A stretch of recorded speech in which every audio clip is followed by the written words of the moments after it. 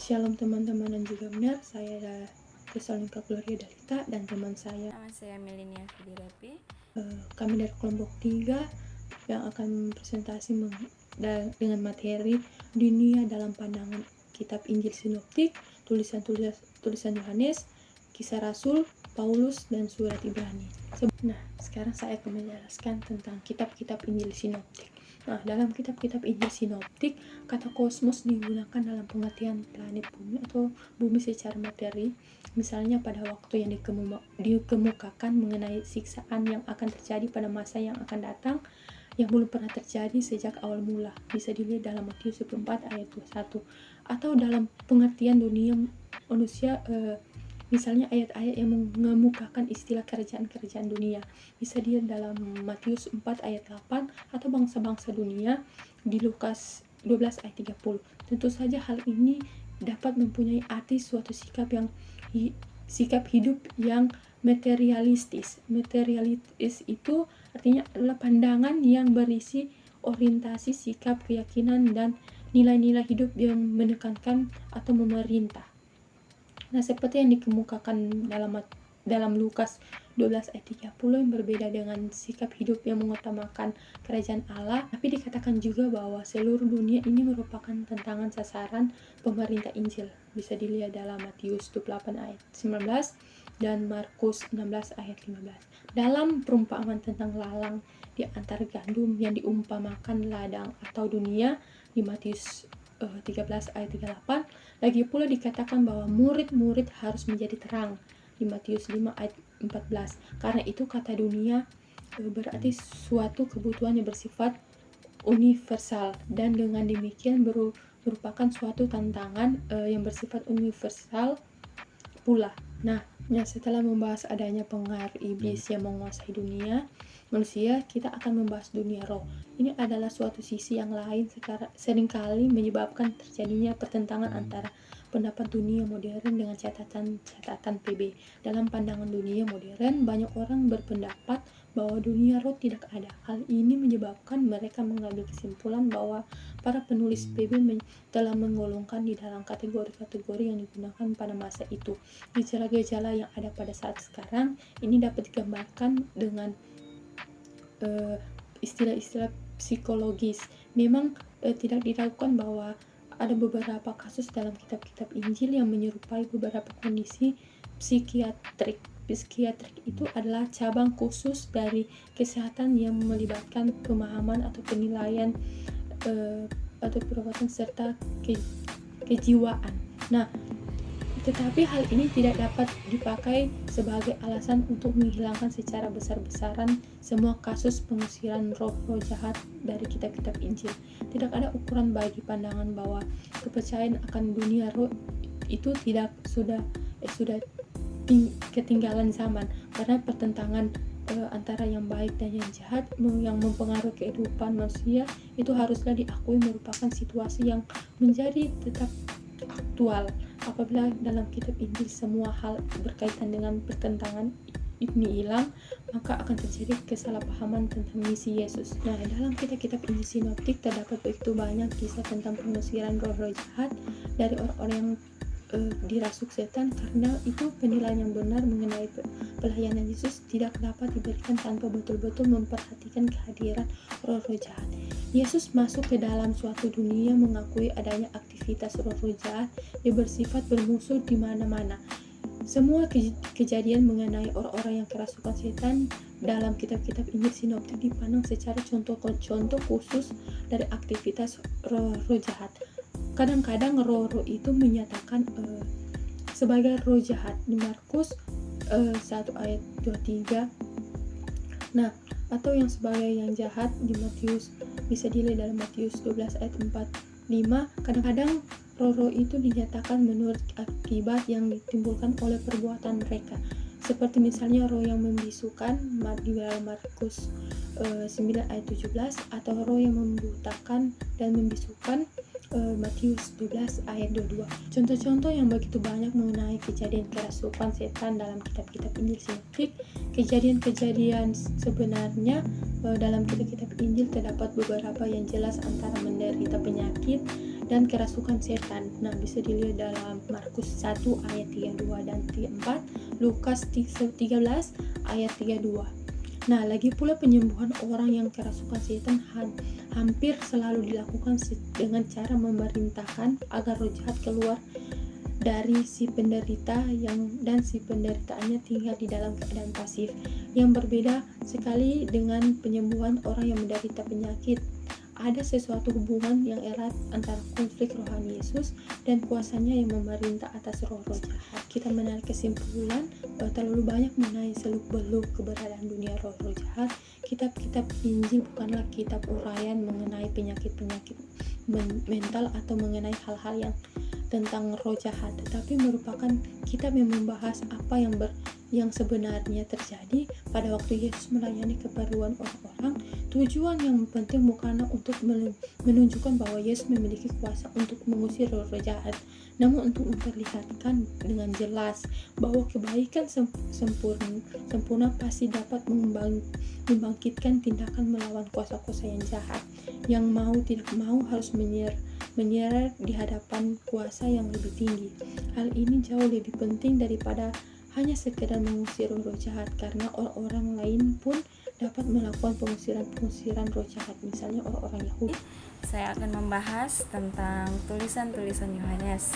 Yang pertama, konsep dunia dalam kurung Yun Kosmos. Dalam kitab Injil, Yohanes memegang peran yang lebih penting dalam menyajikan berita tentang Yesus dibandingkan dengan kitab-kitab Injil sinoptik. Yohanes menggunakan kata tersebut dalam arti yang beraneka ragam. Dalam beberapa ayat, kata itu mengandung arti tata cipta. Misalnya dalam Yohanes 17 ayat 5 dan Yohanes 1 ayat 10 dan juga Yohanes 1 ayat 3. Tetapi pada umumnya yang dimaksudkan dengan kata dunia itu lebih dari sekedar ciptaan saja, sehingga kata itu mempunyai arti seluruh keberadaan tempat yang di dalamnya manusia dilahirkan. Misalnya dalam Yohanes 6 ayat 14, Yesus berbicara mengenai kedatangannya sebagai manusia dengan istilah datang ke dalam dunia. Dalam Yohanes 9 ayat 39 dan Yohanes 18 ayat 37. Dalam Yohanes 18 ayat 37, pengertian datang ke dalam dunia disejajarkan dengan pengertian dilahirkan. Dalam Yohanes 11 ayat 27, Marta berkata tentang Kristus anak Allah sebagai Dia yang akan datang ke dalam dunia. Jelaslah bahwa pada dalam ayat-ayat ini kata kosmos mempunyai arti dunia manusia pada masa kini. Dengan demikian Yesus dapat mengatakan bahwa Ia berada di dalam dunia. Dalam Yohanes 9 ayat 5, pada waktu Ia hidup sebagai manusia dan untuk saat kematiannya Ia menggunakan istilah beralih dari dunia. Dalam Yohanes 13 ayat 1, pada waktu kematiannya tiba, dunia tidak akan melihatnya lagi. Dalam Yohanes 14 ayat 19, di samping itu meninggalkan dunia ini dihubungkan dengan pergi kepada Bapa. Dalam Yohanes 16 ayat 28. Karena itu dalam pernyataan-pernyataan yang dikutip di atas, kita diperhatikan dua faktor penting yang dapat diselidiki. Pertama, dunia diciptakan oleh Allah dan masih tetap dianggap miliknya. Kedua, Yesus sebagai manusia datang ke dalam dunia yang diciptakan ini. Nah, kita bahas yang kedua, yaitu hal yang lebih khusus dalam kitab Injil Yohanes ialah penggunaan kata kosmos dalam arti dunia yang penuh dosa yang bertentangan dengan Allah. Dalam pendahuluan kitab Injil Yohanes membaca dipersiapkan untuk maksud ini. Di dalam pendahuluan itu, pernyataan tentang firman yang telah ada di dalam dunia, diikuti oleh penegasan yang menekankan bahwa dunia tidak mengenalnya dalam Yohanes 1 ayat 10. Dalam pendahuluan itu juga terdapat antitesis antara terang dan gelap yang berhubungan dengan pernyataan Yesus selanjutnya, yang menyatakan bahwa Dialah terang dunia dalam Yohanes 8 ayat 12, Yohanes 9 ayat 5, dan Yohanes 12 ayat 46. Di luar Dia, kosmos itu berada dalam kegelapan rohani. Apabila kita memperhatikan pendekatan Yohanes mengenai roh jahat, kita akan segera menemukan fakta bahwa dalam kitab Injil Yohanes tidak ada satu kasus pun mengenai pengusiran setan apabila Yohanes tidak percaya akan adanya roh jahat. Pendapat ini dapat ditolak karena Yohanes percaya akan adanya iblis sebagaimana diperlihatkan di atas. Jadi apa penjelasannya? Nah, karena Yohanes jarang menceritakan tentang mujizat-mujizat penyembuhan, maka ia memiliki untuk menghilangkan semua bagian mengenai pelayanan Yesus yang tidak secara langsung mendukung tujuan penulisannya. Di samping itu, ia melaporkan peristiwa pada waktu Yesus dituduh kerasukan setan oleh orang-orang Yahudi dalam Yohanes 10 ayat 19. Sekarang kita masuk pada topik kisah para rasul. Tidak mengherankan kalau dalam kisah para rasul kita menemukan gagasan yang sama dengan apa yang tertulis dalam kitab Injil Sinoptik mengenai dunia yang diciptakan pada waktu orang-orang Kristen berdoa kepada Allah. Mereka menyebut Dia Engkaulah yang menjadikan langit dan bumi dalam kisah para rasul 4 ayat 24. Pada waktu Paulus dan Barnabas dielukan sebagai dewa, mereka tidak hanya menegaskan bahwa mereka adalah manusia biasa yang sama seperti para pendengar mereka, namun mereka juga memperlihatkan perbedaan antara menyembuhkan kepada dewa-dewa palsu dan penyembahan kepada Allah yang hidup, yang telah menjadikan langit dan bumi, laut dan segala isinya. Dalam kisah para rasul 14 ayat 15. Hal ini betul-betul menunjukkan perbedaan antara kosmologi Kristen dan kosmologi kafir. Nah, dalam konteks yang sama menunjukkan perbedaan antara kosmologi Kristen dan kosmologi kafir. Dalam konteks yang sama ditentangkan juga pemeliharaan Sang Pencipta yang menyediakan makanan dan kegembiraan dalam kisah para rasul 14 ayat 17.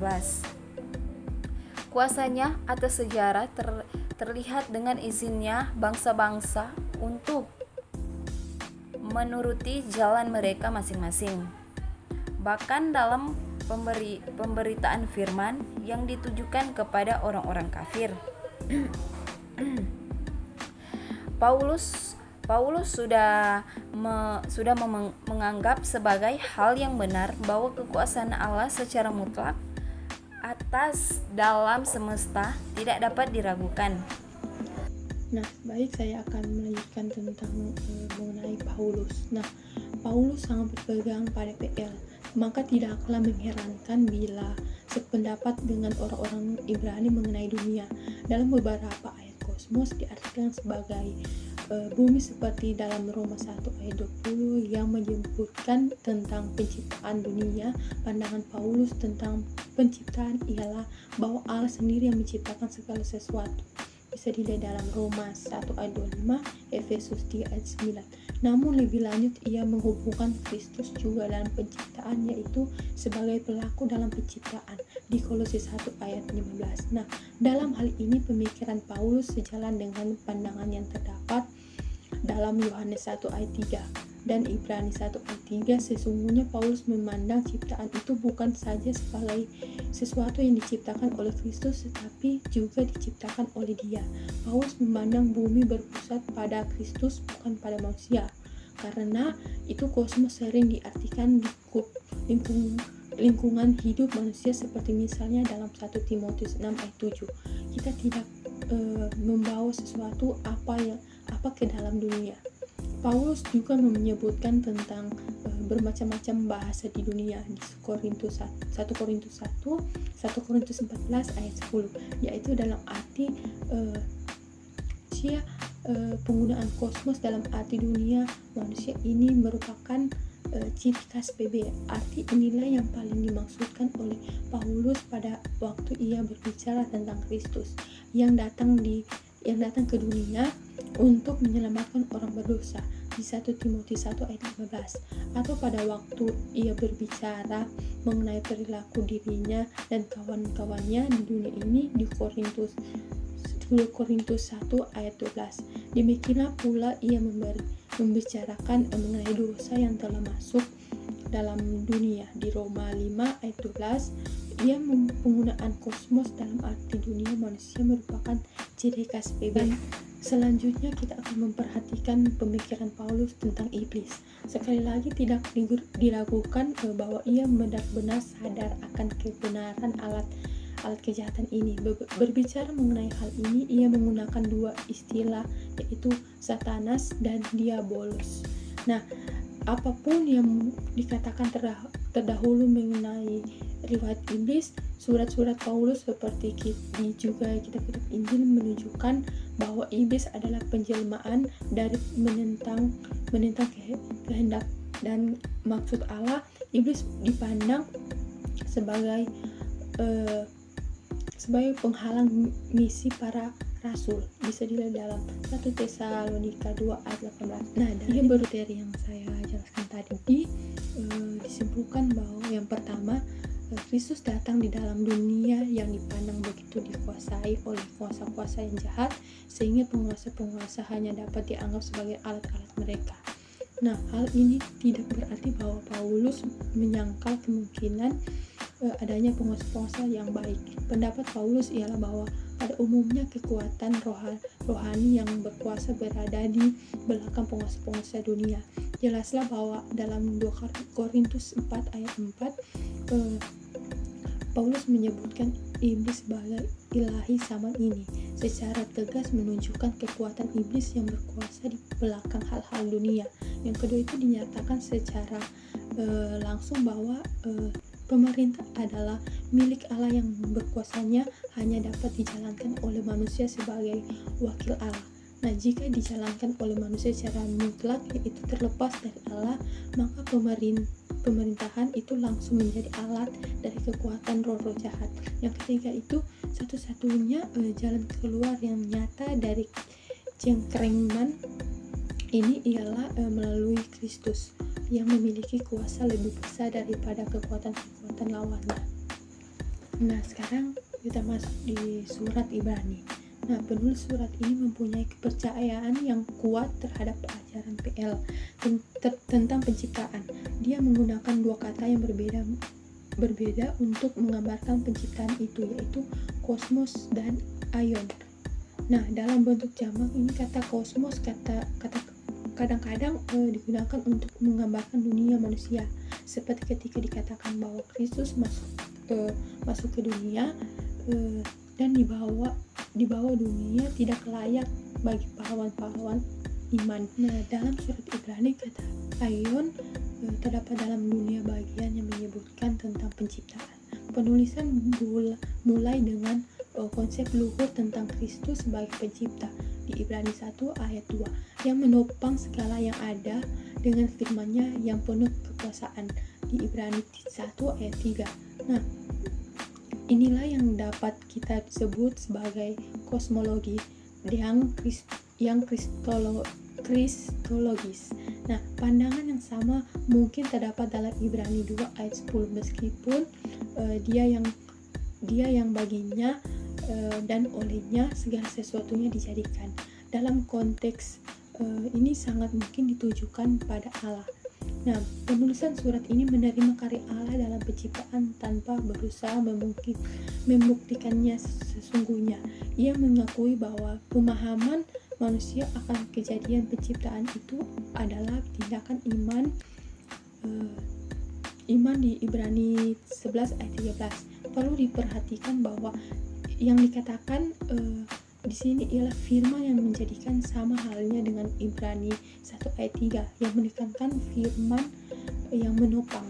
Nah, dalam surat Ibrani banyak dibicarakan tentang roh-roh baik, tetapi roh-roh jahat kurang mendapatkan perhatian. Iblis hanya disebutkan sekali saja sebagai makhluk yang berkuasa atas maut di Ibrani 2 ayat 14. Namun segera disebutkan tentang kehancurannya melalui kematian Kristus. Inilah satu-satunya ayat dalam PB yang langsung menyebutkan iblis sebagai makhluk yang berkuasa atas maut. Sekalipun pemikiran ini juga bertersirat dalam Yohanes 8 ayat 44, surat Ibrani lebih mengutamakan masalah pendekatan pada Allah daripada masalah peperangan rohani.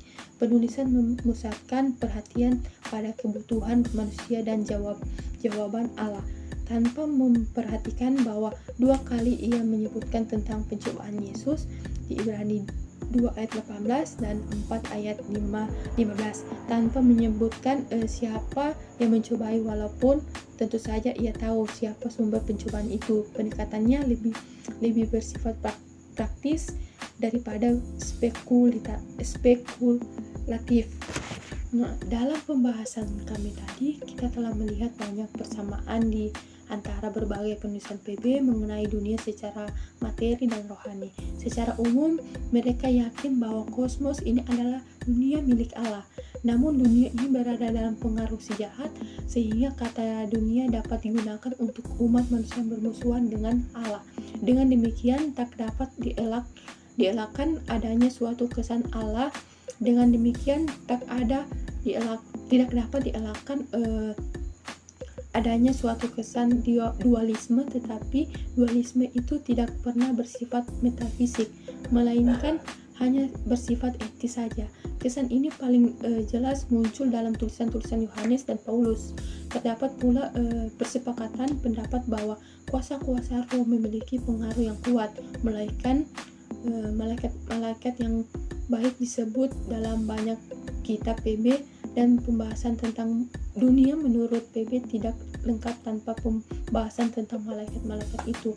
Mereka adalah pelayan-pelayan Allah yang tugas utamanya adalah menyampaikan berita Allah kepada manusia. Lebih baik penting untuk mengerti misi Yesus ialah suatu pemahaman tentang latar belakang kekuatan rohani yang jahat.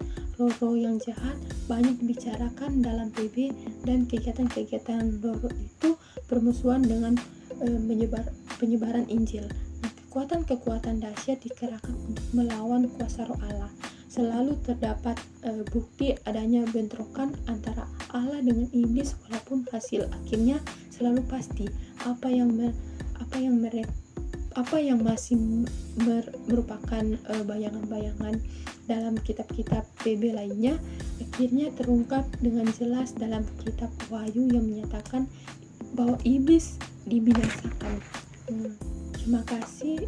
Itulah hasil presentasi dari kelompok kami. Bila ada kesalahan kata atau penjelasan, mohon maaf, nanti akan dijelaskan oleh Net secara lengkap.